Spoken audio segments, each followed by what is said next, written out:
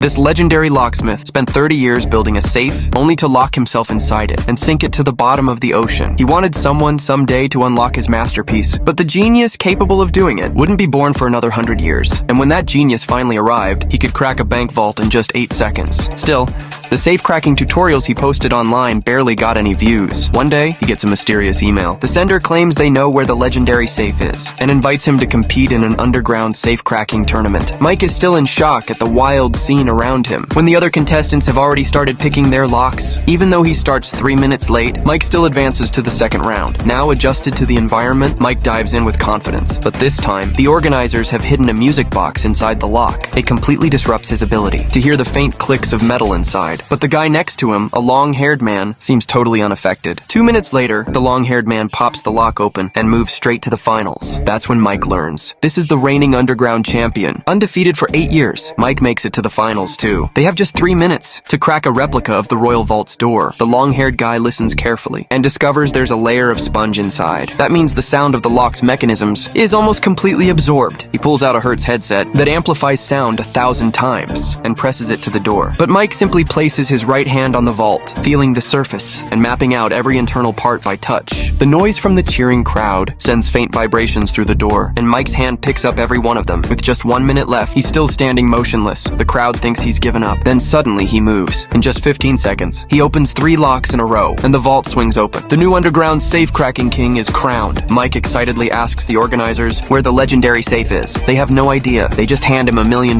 prize. That's when a mysterious woman approaches. Turns out, she's the one who signed him up for the competition. She explains the legendary safe is so precise that banks still use it to this day. If he wants to open it, he'll need to join her crew for a real bank heist. Mike agrees instantly. The first safe is hidden in a 200-year-old credit union. First, Mike pretends to need the restroom and hides in a stall. Meanwhile, teammate Amy swipes the guard's keys. Once inside the secure area, their hacker poses as a French woman at the front desk because they've learned the only person there who speaks French is the manager. While she keeps him busy, Mike meets up with Amy, uses the guard's keys, and heads down to the underground vault. There it is, the legendary safe. The outer ring represents the Rhine River. In ancient legend, a dwarf stole gold from the clothes of 3 maidens bathing in the river. He melted it down, forged a ring of immense power, and sparked a war among the gods. The safe represents the struggle for power and desire, and its 3 dials symbolize the 3 maidens. Mike's hands tremble uncontrollably. He listens closely and realizes each lock works independently, but also interacts with the others. He aligns every gear he can hear, but he isn't sure he can actually pull this off. But when he pulls the handle, it opens. The 2 of them are ecstatic. They stuff 2 massive bags with cash and quietly slip away. Next, they're going after the second bank, and this time, it's no small credit union. It's the Royal Bank, a fortress guarded by 35 armed men, patrolling